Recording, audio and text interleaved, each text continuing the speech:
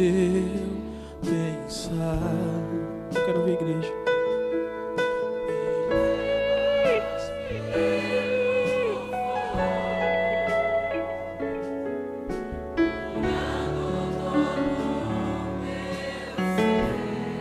Nós confiamos em Ti, Senhor.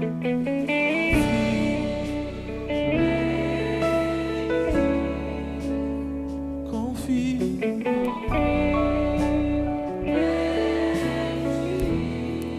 Eu creio que Tu és.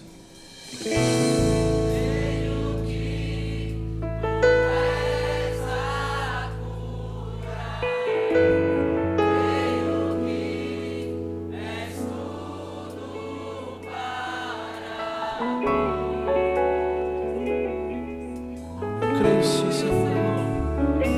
Eu creio.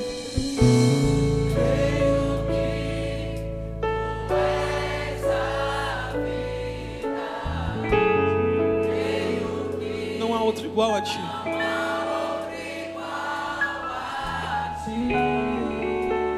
Jesus, Jesus, eu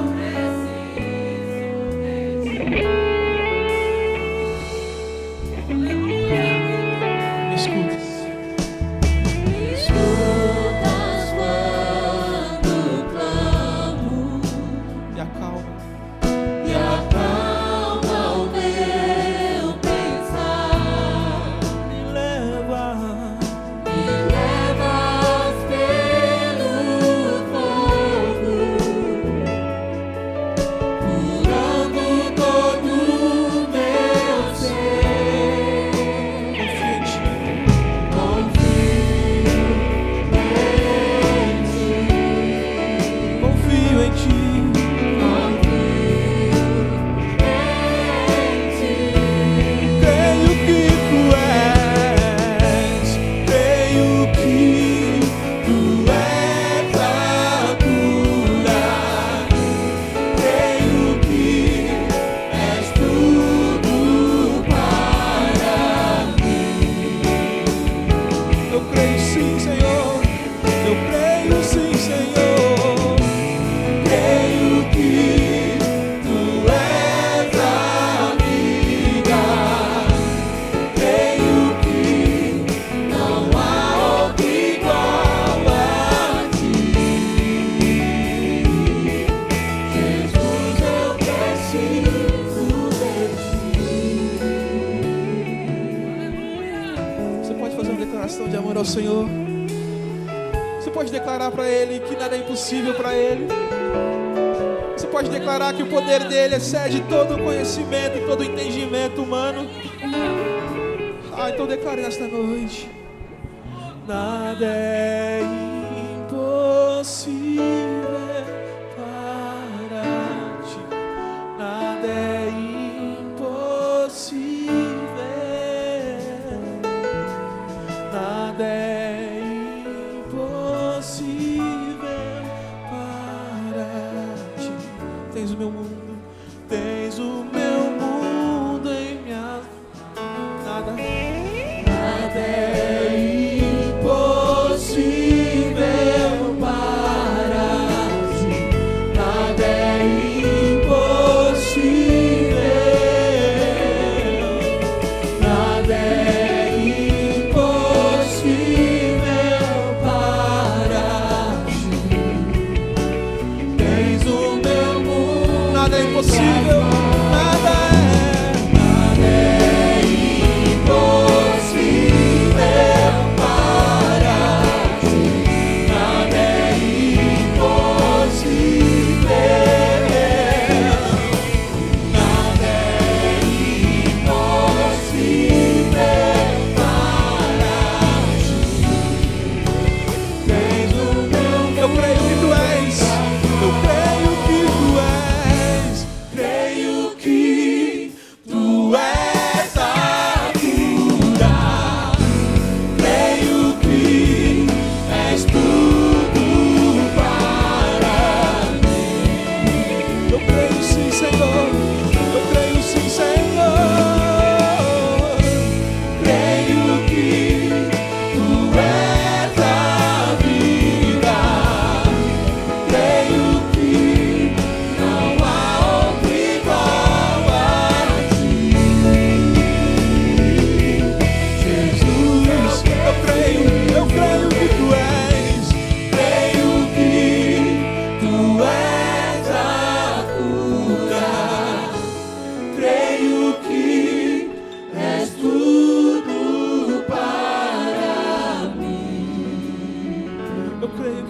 Senhor, a vida em mim.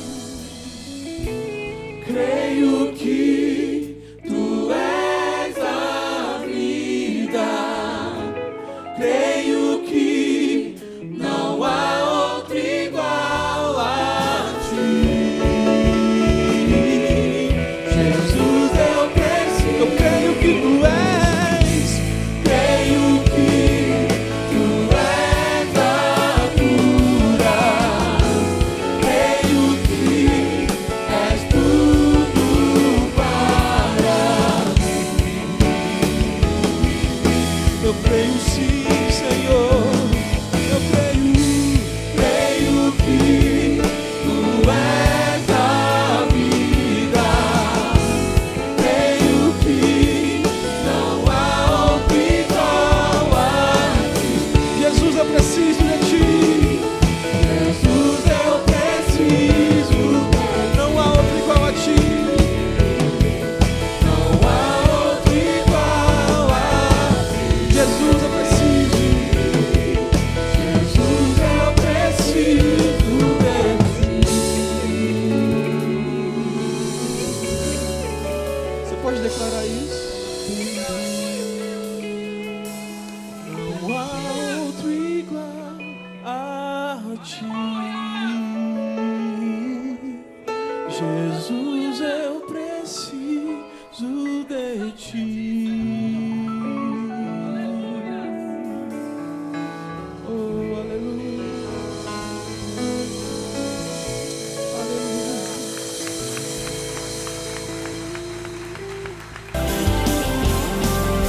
Que alegria estarmos entrando no teu lar com mais um programa Mensagem de Esperança. Hoje ouviremos uma palavra cujo tema é sobre uma das vitórias de Davi. Fique conosco e Deus te abençoe. Glória a Deus. Paz do Senhor, irmãos. Amém. Felizes, contentes, alegres? Amém. Graças a Deus pela vitória que Ele nos dá através de Jesus Cristo, nosso Senhor. Glória a Deus. Felizes pela bênção desta noite. Hoje é um dia especial. Dia dos pais, né? Foi abençoado aí hoje? Cadê os pais? Foram para a cozinha hoje, fazer comida? Não, ao contrário, né? Hoje foram as mulheres que cozinharam excepcionalmente. Cozinharam, inclusive, e lavaram a louça. Hoje deram folga para a gente. Glória a Deus. Deus tem uma palavra ao seu coração nessa noite. Deus quer falar contigo. A palavra do Senhor é fiel. E o Senhor nosso Deus reservou esse tempo para uma bênção especial sobre as nossas vidas. Para isso eu quero te convidar para uma leitura bíblica no primeiro livro de Samuel, no capítulo 30. Primeiro livro de Samuel, no capítulo 30. Vamos ver alguns versículos nesse texto. Davi e os 600 homens que estavam com ele foram ao ribeiro de Besor, onde ficaram alguns, pois 200 deles estavam exaustos demais para atravessar o ribeiro. Todavia, Davi e 400 homens continuaram a perseguição. Versículo 21.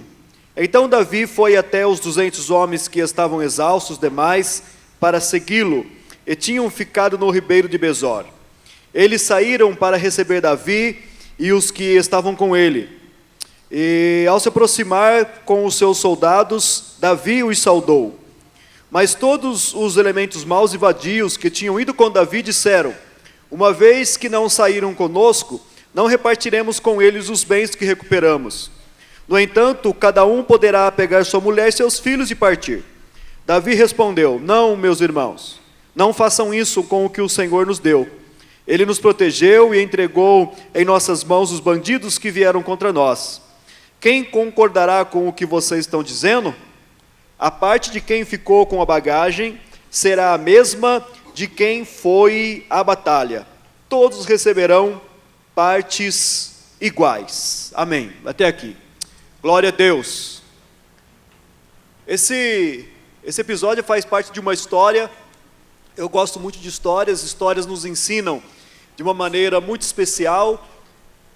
As histórias nos levam a nossa imaginação ao episódio que ela está transcorrendo, ao seu enredo, e nós podemos aprender lições e fixar melhor as lições que vêm através das histórias. E aqui nós temos uma história, que faz parte de uma história maior. Mas eu quero começar aqui esta mensagem fazendo uma pergunta para você. Uma pergunta ou duas perguntas. A minha pergunta é: você já fez alguma coisa da qual você se arrependeu amargamente? Não precisa responder, logicamente. É uma pergunta para você refletir, para você pensar didaticamente. Você já fez alguma coisa da qual você se arrependeu amargamente?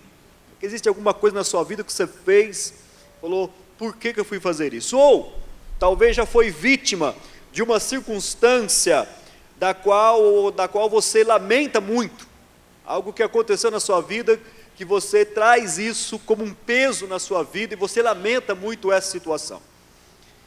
E quando nós paramos e pensamos nisso, e certamente todos nós, em algum momento da nossa vida, passamos por algo assim, seja alguma coisa que fizemos, na qual nós lamentamos, ou algumas situações das quais somos envolvidos, e que nós pensamos, por que isso?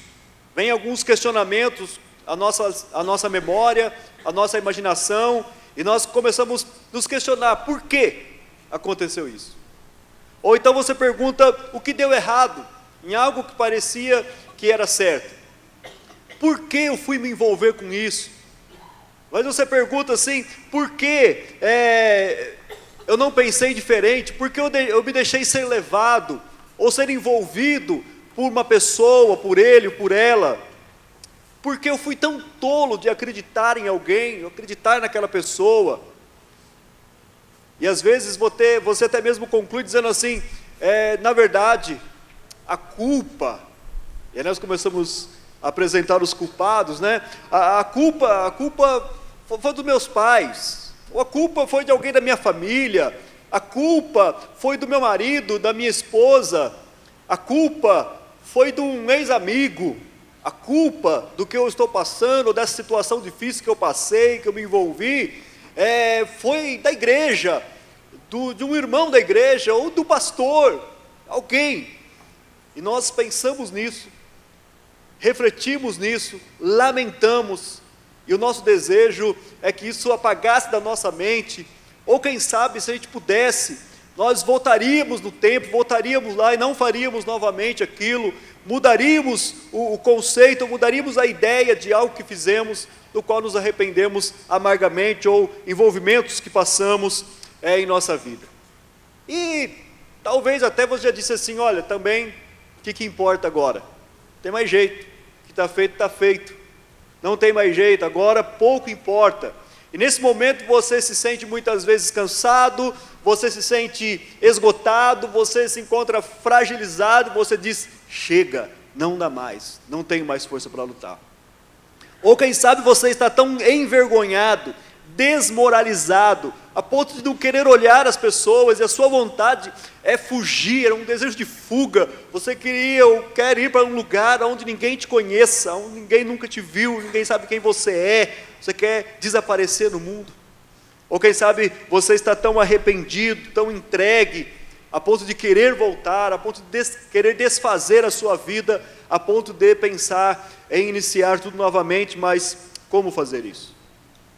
A história do Ribeiro de Besor está falando um pouco sobre esses acontecimentos, sobre fatos assim que sobrevêm na vida de cada um de nós, nos quais todos nós estamos sujeitos, quem sabe já passamos, ou estamos passando, estamos envolvidos, ou às vezes aconteceu algum tempo e isso continua martelando a sua mente, continua tirando a sua paz. Às vezes você deita, põe a cabeça no travesseiro, não dá para conciliar o sono, e você fica refletindo sobre esse episódio, sobre esse passado. Talvez até você já perdoou, talvez até você já tentou esquecer, talvez até você já pensou em tocar a sua vida para frente, mas isso sempre vem à tua memória, sempre volta à sua mente.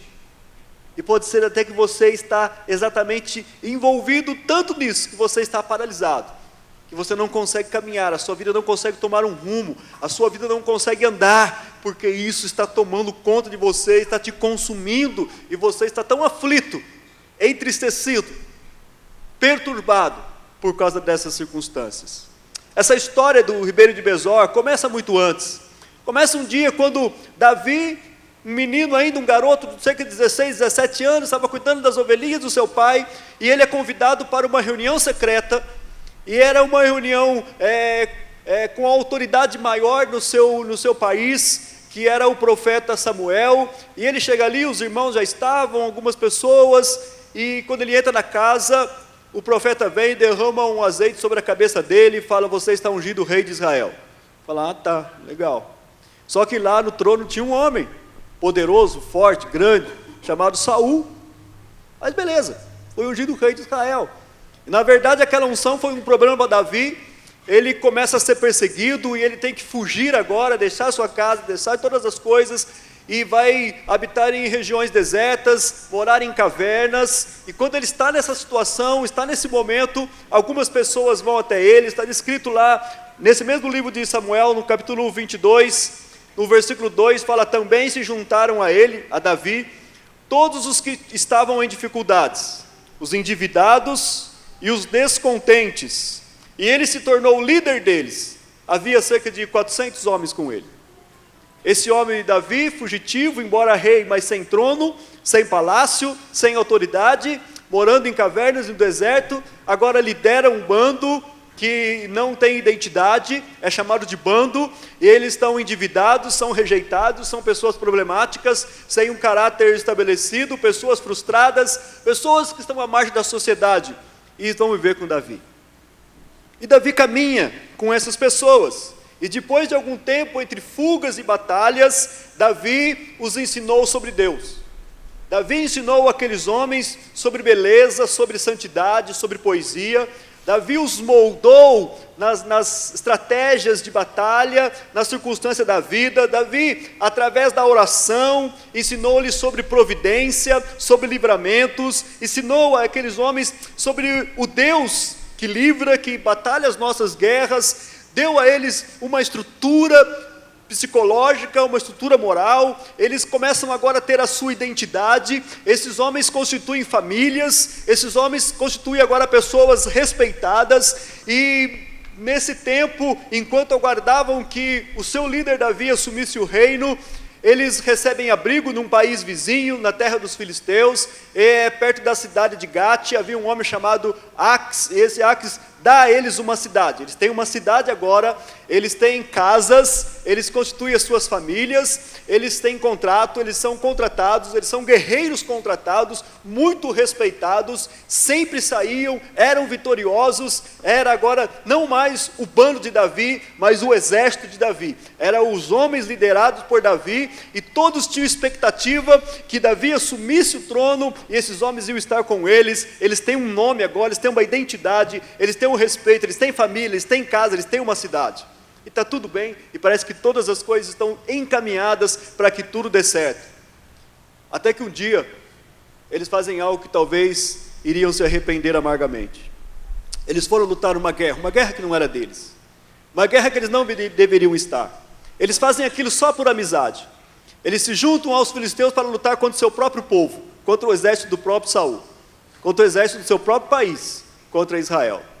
Eles iam jogar no time errado, e eles vão fazer isso, e estão ali, por uma providência, eles não são aceitos, e são mandados de volta para casa. Durante 3 dias de caminhada, 145 quilômetros, eles vêm com os seus animais, e quando estão chegando na sua casa, já perto da sua casa, eles veem a tragédia. Um inimigo cruel, chamado de Amalequitas, era um povo nômade, que vivia de piratear, de roubar e saquear lugares. Eles eram muito cruéis, matavam as pessoas, destruíam tudo. Eles tinham atacado a cidade. Aqueles homens deixaram a sua cidade, deixaram a sua família sem proteção, deixaram as suas casas sem ser guardadas, e foram para uma batalha que não era deles. E por causa disso, eles foram cruelmente atacados. A Bíblia fala, o relato bíblico fala que o ataque foi cruel, que eles queimaram tudo, eles sequestraram as esposas, as mulheres, sequestraram os filhos, levaram com eles, não mataram ninguém, mas feriram e levaram consigo, e fugiram. E quando aqueles homens chegam ali, a tragédia está estabelecida. E o seu ânimo agora descai. e eles choram amargamente, e eles começam a lamentar, e eles começam a pensar: por que nós vamos fazer isso?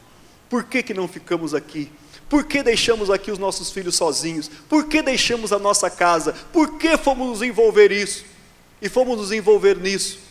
Olha que situação, olha que tragédia que estamos agora. Enquanto eles refletem sobre isso, a amargura toma o coração deles, e eles começam agora a lamentar, começam a lamentar da sorte, e esse lamento começa a se transformar em ódio, e esse ódio vai aumentando, e eles querem uma vítima, porque todo mundo que está com o coração cheio de ódio, ele busca uma vítima, ele busca um culpado, e a vítima que eles podiam ter ali, alguém que eles podiam culpar, era o próprio Davi. E eles começam a falar entre os dentes, já tomados pelo ódio: vamos matar Davi. Afinal de contas, ele é o nosso comandante, ele devia ter impedido a gente, ele não devia ter levado a gente para esta guerra, nós vamos apedrejá-lo até a morte, nós vamos acabar com ele. Eles estão revoltados. Davi também está amargo, Davi também está chorando, a Bíblia fala que ele chorou até que faltou voz, não tinha mais como chorar, mas ele toma uma atitude diferente. Ele vai diante do Senhor. O texto bíblico no capítulo 6 fala que, no versículo 6 desse capítulo, fala que Davi, porém, se fortaleceu no Senhor, o seu Deus. Ele encontrou força em Deus, não sei de onde, mas ele buscou essa força. E ele vai a um lugar secreto de oração, e ele entra na presença de Deus, e ele começa a buscar ali, e ele derrama diante de Deus a sua amargura, o seu coração. Há um salmo que reflete esse estado de Davi, quando ele está lamentando sobre os inimigos, sobre os que os inimigos fizeram, e ele derrama o seu coração perante Deus. Mas então ele se levanta fortalecido.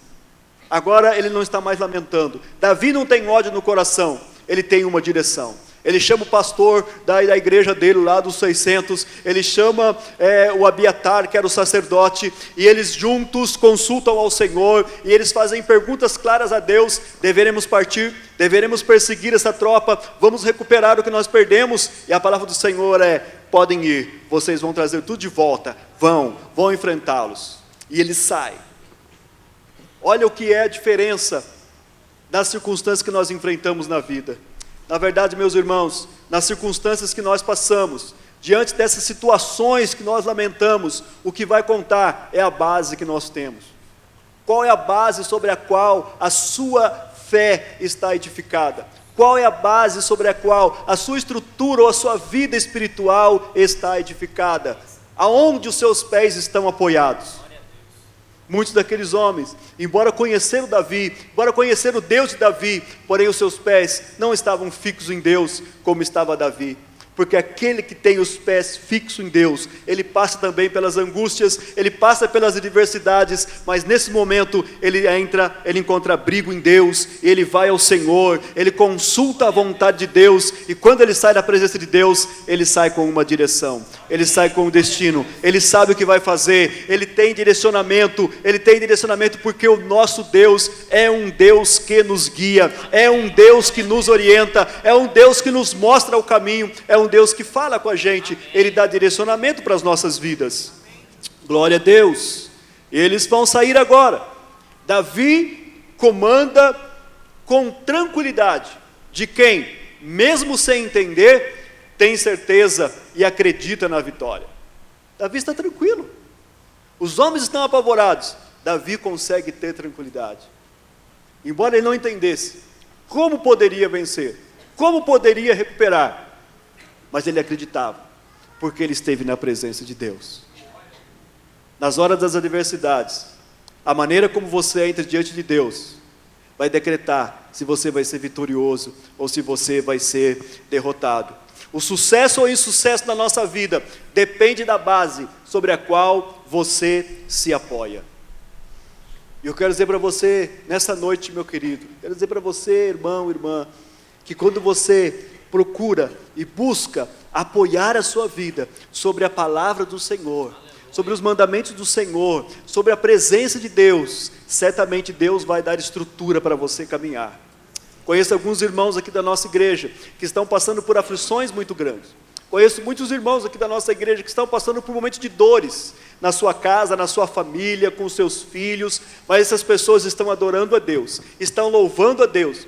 Muitas vezes nós sentimos a amargura deles, muitas vezes nós sentimos como deve estar o coração desse pai, dessa mãe, na circunstância que eles estão passando, mas mesmo assim, eles estão crendo no Senhor, eles estão glorificando a Deus, porque tem base, porque tem estrutura, porque sabe que no final a vitória é do nosso Deus, e que Deus irá pelejar as nossas batalhas, que Deus vai intervir nas situações das nossas vidas. E é isso que você tem que crer, é isso que você tem que acreditar, porque quando nós acreditamos assim, nós podemos descansar em Deus, nós podemos ter certeza, mesmo sem entender como vai ser esse negócio, nós podemos saber que a vitória vai vir sobre as nossas vidas. Aleluia. Glória a Deus. Glória a Deus.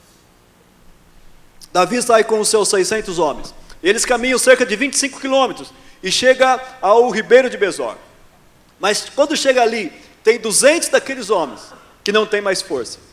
Eles vinham de uma caminhada de 3 dias. Eles vinham de uma longa jornada. Chegaram a encontrar a ruína. Eles não descansaram. Eles estavam cansados demais. E eles não têm força mais. 200 homens daqueles não tinham mais força para atravessar, nem sequer o ribeiro. Eles não podiam nem chegar perto mais. Acabaram-se as forças. Eles não tinham mais como continuar.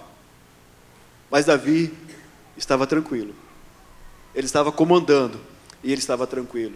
E ele fala, os 200 que estão cansados demais, pode ficar aqui. Vocês vão ficar aqui, nós vamos deixar as bagagens aqui com vocês, nossos poucos pertences, porque eles não tinham casa para deixar, vocês vão ficar aqui guardando isso. Nós vamos seguir em frente com os outros 400, vocês vão ficar aqui. Pode ficar, pode descansar.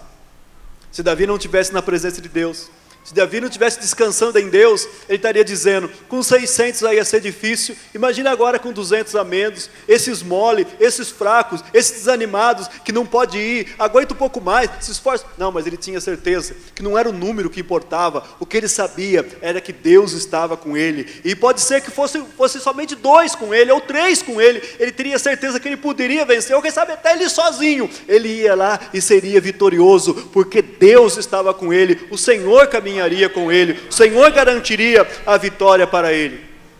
Ele continua a viagem, e aí tem um fato interessante, porque quando eles continuam, atravessam o ribeiro, eles encontram um egípcio, que era um escravo desses homens amalequitas. Ele havia adoecido, esse egípcio, e aquelas pessoas, os seus senhores, haviam deixado ele para trás. Ele estava 3 dias sem comer, estava ferido, estava doente. Mas quando Davi o encontra, Davi para, desce do seu cavalo e vai conversar com ele. Quem é você, rapaz? Por que você está aqui? O que está acontecendo com você? Gente, o cara tinha que ir lá buscar a família dele, os bens dele, o inimigo estava fugindo, e ele para atender um homem caído, para atender alguém que estava morrendo. O que interessava aquilo? Mas quem está na direção de Deus não se preocupa. Quem está na direção de Deus não está temendo. Quem está na direção de Deus faz o que Deus manda, mesmo que pareça um absurdo. Davi parou. E ele fala assim, olha, eu sou um escravo. Eu trabalho para os amalequitas, trabalhava para eles, era escravo deles. Mas eu fiquei doente, eles me abandonaram. Aí Davi perguntou, e o que vocês estavam fazendo? Olha, nós atacamos algumas aldeias, atacamos algumas terras dos filisteus, também de Judá, nós atacamos a cidade de Ziclag, nós pusemos fogo em tudo aquilo lá. Imagina se Davi está sem a direção de Deus, já acabava com o homem, já matava o homem na hora, ele era um daqueles que estavam ali, mas ele olha para aquilo e vê uma solução, e vê uma ajuda ali. Ele fala assim, eu vou cuidar de você, eu vou alimentar você, e você vai nos conduzir até onde está a tua tropa. O homem, já topei, estou morrendo, você só não me entrega depois lá, que não o pessoal vai me matar. Ele mandou trazer bolos de figo, ele mandou trazer alimento, trouxe água, alimentou aquele homem, alimentou o inimigo, porque ele sabia que ali era uma estratégia de Deus. Queridos, às vezes, quando nós estamos nessas situações difíceis, Deus manda a solução para a gente, e a gente fala assim, já estou com tanto problema, aparece mais um. E às vezes aquilo é a situação, é a solução que está vindo, mas você não consegue enxergar, porque você está perturbado, porque a sua mente está perturbada, mas Deus está mandando uma solução, você não está enxergando. Aleluia. Aquele egípcio ferido, doente, conduz eles exatamente até onde estavam os inimigos. Talvez Davi não pudesse alcançá-los em muitos dias, talvez Davi não descobrisse onde eles estavam, aquele homem o guia direitinho até onde estavam os seus adversários. Ei, o Senhor quer abrir os teus olhos nesta noite, para você contemplar livramentos que muitas vezes pareçam absurdos, muitas vezes pareçam sem sentido, mas é a solução de Deus, é o início da vitória de Deus na sua vida, querido. E quando surgirem essas coisas na sua vida, não tenha medo, não recue, tenha calma, vai investigar, vai conversar, vai olhar o que é, não vai matando logo, não vai destruindo logo, tenha calma.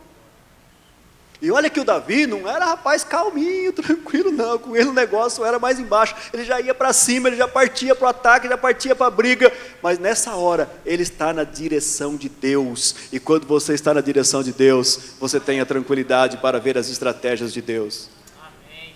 Ele conversa com ele, o homem guia até onde eles estavam, e quando ele chega lá, ele vê os inimigos fazendo festa, eles estão embriagados, eles estão bebendo, estão festejando, com tudo aquilo que eles roubaram, com todas as suas conquistas.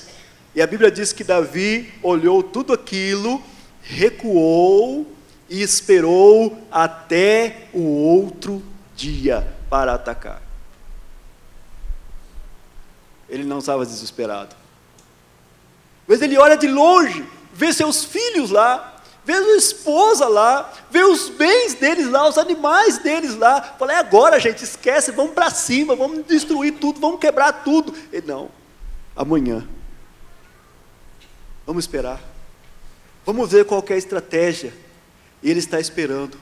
Os homens estão bebendo, estão se embriagando. E quem está embriagado vai logo pegar no sono. Vai cair, vai esmorecer, vão perder as forças, vão ficar desarmados.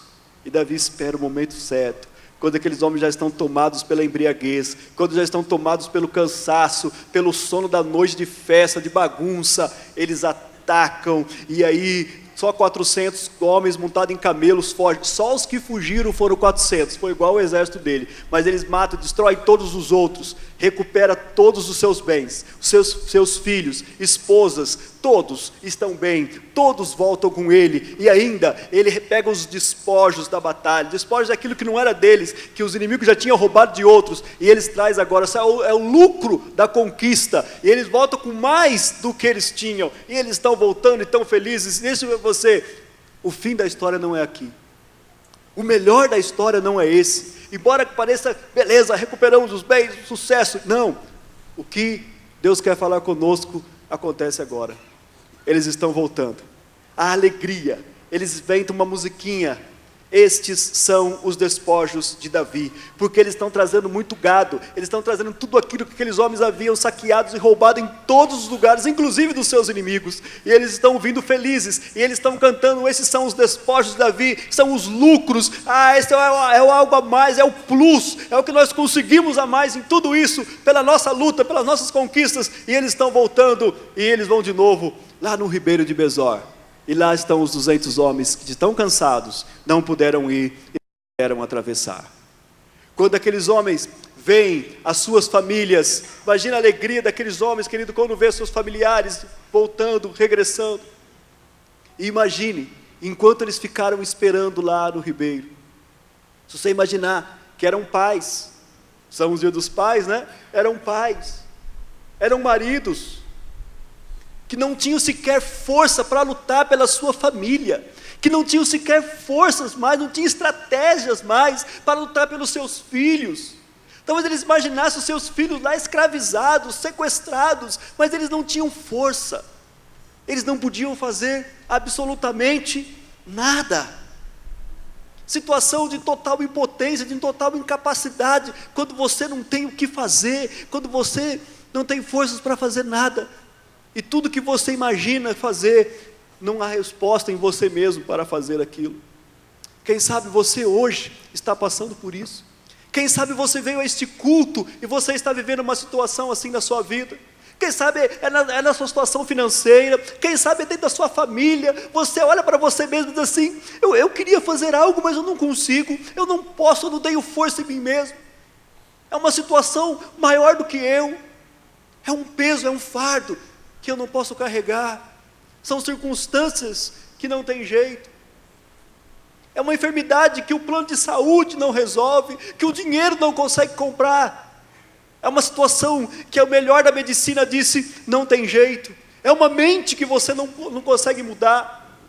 Às vezes você pensa assim, eu queria abrir a cabeça dele, botar juízo lá dentro, mas você não pode fazer isso. Você está impotente, incapaz. Esses homens estão nessa situação. Mas agora, sem que eles lutem, sem que eles sequer caminhem, tudo começa a voltar para eles. A sua família está de volta, os seus filhos estão de volta, e eles começam a comemorar, eles começam a se alegrar, há abraços, há lágrimas, há esperança, há promessas. Talvez estão dizendo agora para sua esposa, meu bem, eu nunca mais vou deixar você. Talvez está dizendo para os seus filhinhos pequenos, olha meu filho, papai não vai mais deixar você desse jeito, papai não vai mais se envolver com aquilo que não deve, olha meu filho, papai nunca mais vai fazer coisa errada, eu vou estar com você, eu vou cuidar de você, não vou deixar mais ninguém tocar em você. Aqueles homens estão recuperando a sua esperança, eles estão recuperando tudo, embora não puderam lutar. Mas enquanto eles estão nesse momento de alegria, alguns chegam e começam a dizer assim, ei, maravilha, tem o seguinte, recuperaram sua família, sua mulher, seus filhos, beleza, pega e vão embora. Os despojos, os bens, não, isso é nosso, nós somos lá, fomos nós que lutamos, fomos nós que nos arriscamos, vocês ficaram aqui, nós estávamos correndo o risco da nossa vida, nós demos algo a mais, nós também estávamos cansados, a gente também viajou bastante, mas a gente foi, vocês não merecem. Pega a sua mulher, pega seus filhos e partam, vão embora, a gente vai ficar com o lucro. Nós vamos dividir entre nós o lucro. E quando a gente olha assim, irmãos, se for ver bem, os caras tinham razão. Pô, foram eles que foram mesmo. Pensou? Você vai, luta, aí quando você chega, o outro que ficou lá, não foi. Aí você fala, reparti aí, irmão. Reparti? O que é, meu? Qual que é a tua, jacaré? Não, senhor. Aparentemente eles tinham razão. Não foram lutar. Estavam cansados. O problema é teu, meu filho. Eu fui, eu risquei.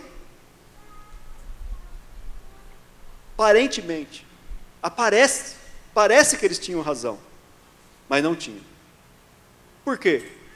E aí entra uma questão, por isso que eu digo que essa é a parte mais importante desse texto. Quando nós começamos a olhar a história daqueles homens que foram lá guerrear, a gente tem que lembrar que quando eles se juntaram a Davi, eles também não tinham nada. Eles eram endividados, eles eram pessoas perseguidas, eles eram pessoas fugitivas, eles não tinham casa, não tinha família, não tinha bem, não tinha nome, não tinha reputação, não tinha nada. Eles eram um bando. E tudo que eles conquistaram, conquistaram sem mérito. Tudo que eles conquistaram foi presente. Tudo que eles conquistaram foi graça. E uns dias atrás, tudo que eles tinham conquistado tinha se queimado, tinha virado cinza. A mulher, os filhos tinham sido sequestrados, não tinham mais nada. E se dependesse deles, eles teriam apedrejado Davi. E se eles tivessem apedrejado e matado Davi, não tinha conquistado, ou recobrado, ou adquirido nada, absolutamente nada. Tinham ido embora.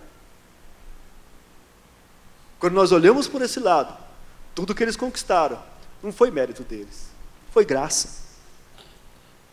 Por isso, Davi olha para aqueles homens e diz assim, não, meus irmãos.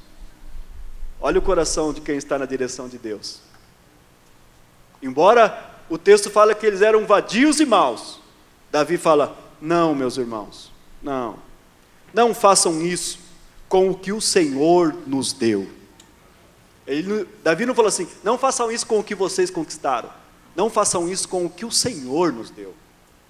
O Senhor Ele nos protegeu e entregou em nossas mãos as forças que vieram contra nós. Foi o Senhor que fez. Quem concordará com o que vocês estão dizendo? A parte de quem ficou com a bagagem será a mesma de quem foi à batalha. Todos receberão partes iguais. E olha aqui, queridos, Davi não diz assim: a parte dos que foram à batalha vai ser igual a dos cansados, vai ser igual a dos mais fracos. Não, Davi chama eles de guardadores de bagagem. Davi dá uma função para eles. Davi honra aqueles homens cansados. Eles ficaram aqui guardando as bagagens, eles ficaram aqui na retaguarda. Eles são tão importantes como aqueles que foram na guerra. Por que que isso é importante? Porque isso se chama evangelho. Ei, o que acontece aqui no Ribeiro de Besor, esse fato chama-se evangelho. O Ribeiro de Besor significa igreja, é a igreja. Porque todos nós temos uma história assim também.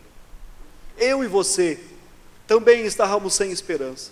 Eu e você também não tínhamos salvação para as nossas vidas. As nossas obras não valiam nada. Nós estávamos separados de Deus.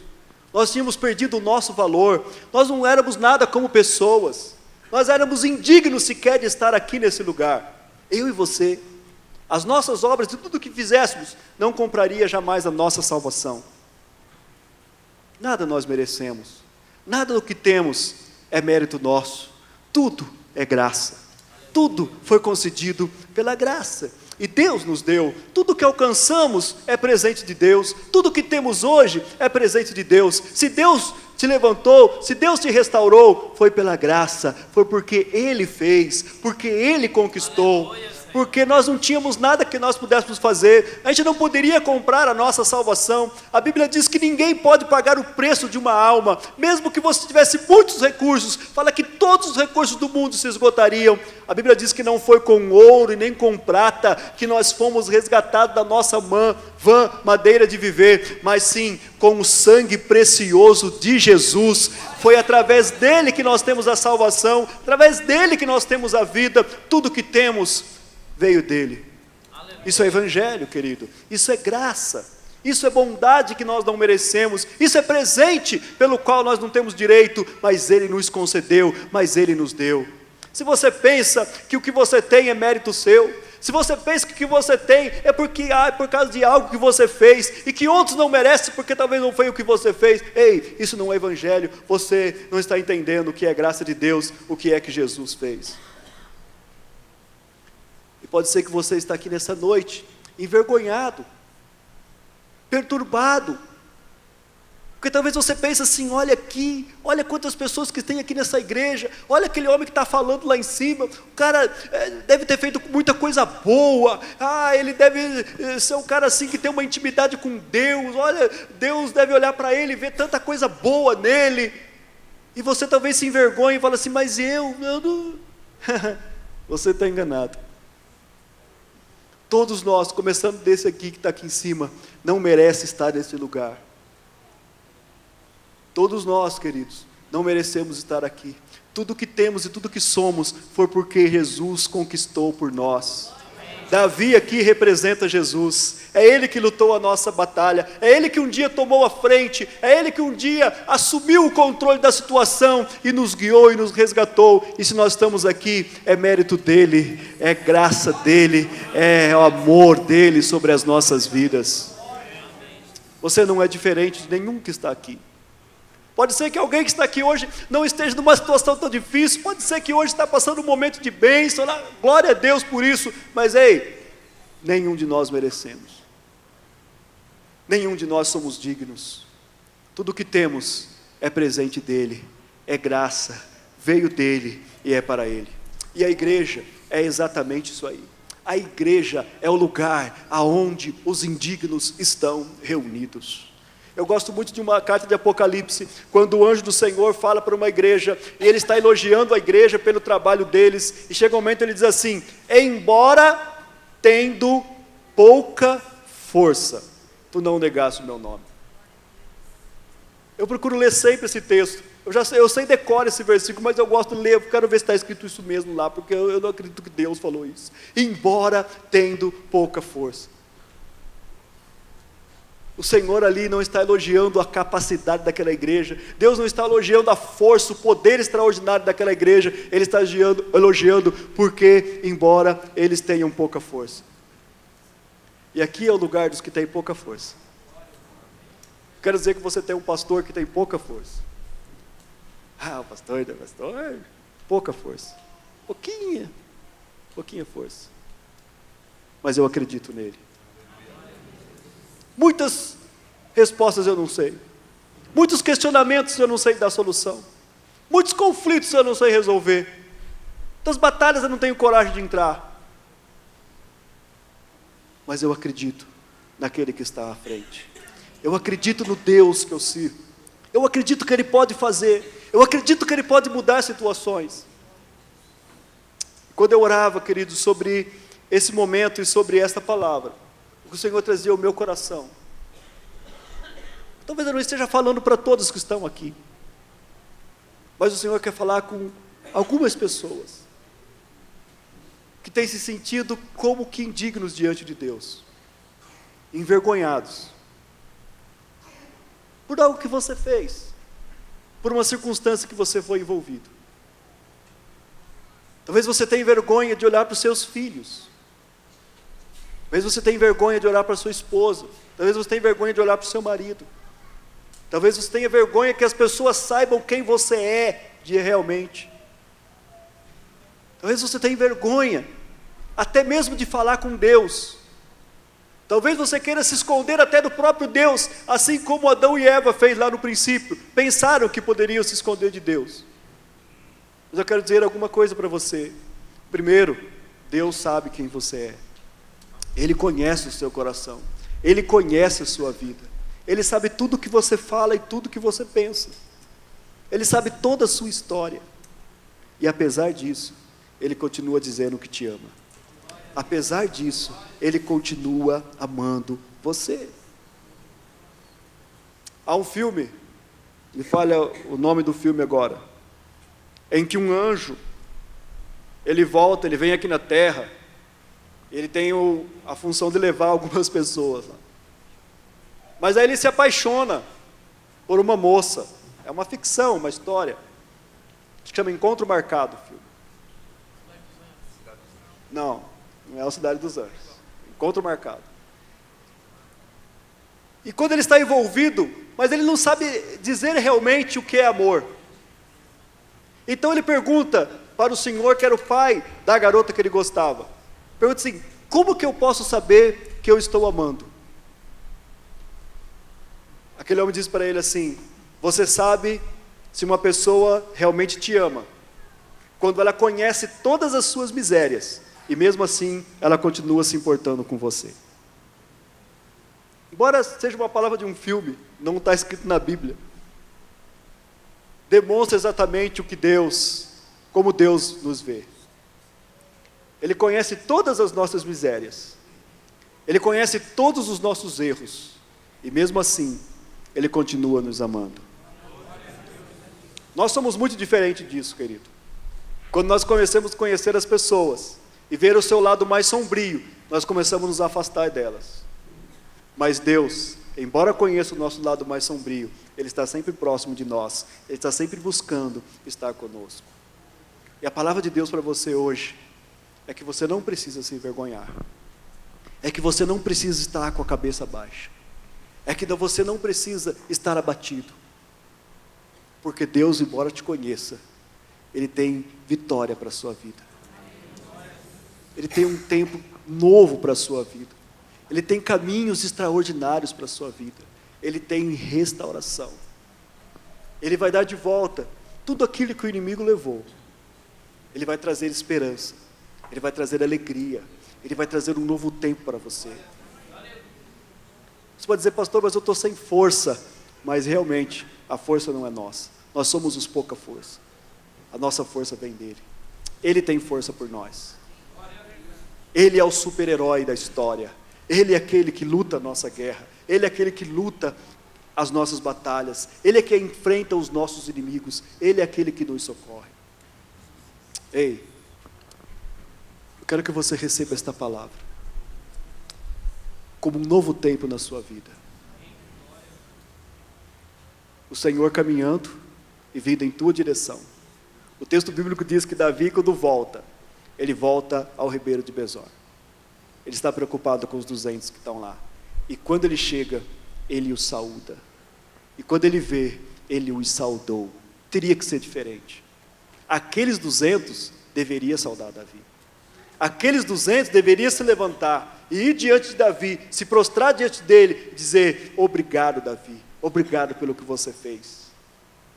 Mas foi diferente. Davi se aproxima deles. Davi vem ao encontro deles. E quando chega perto deles, Davi os saudou.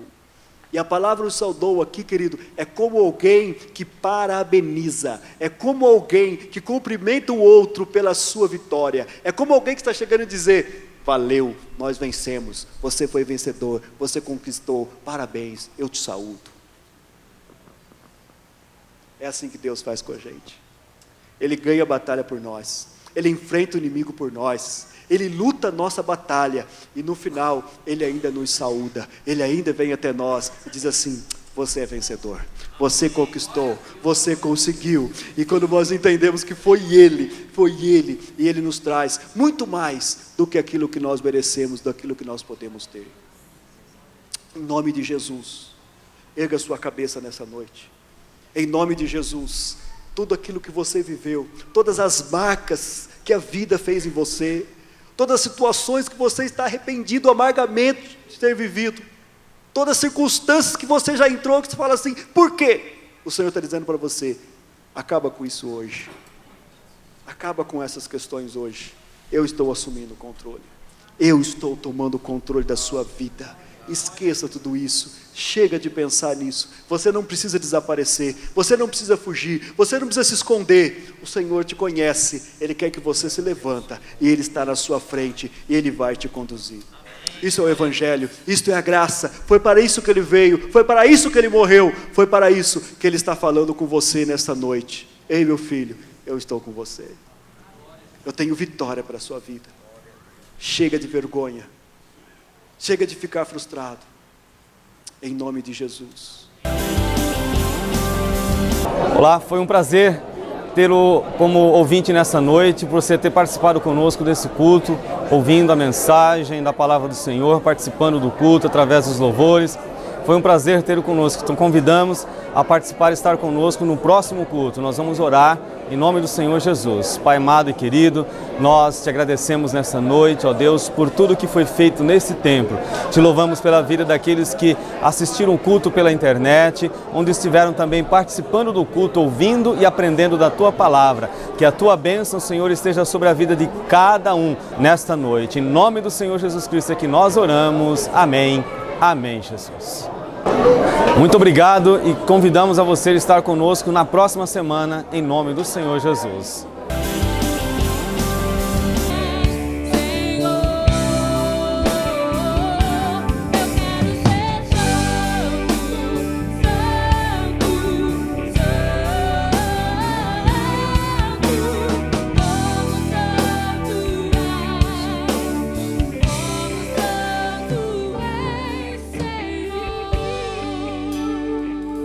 Senhor, nós queremos ser parecidos contigo.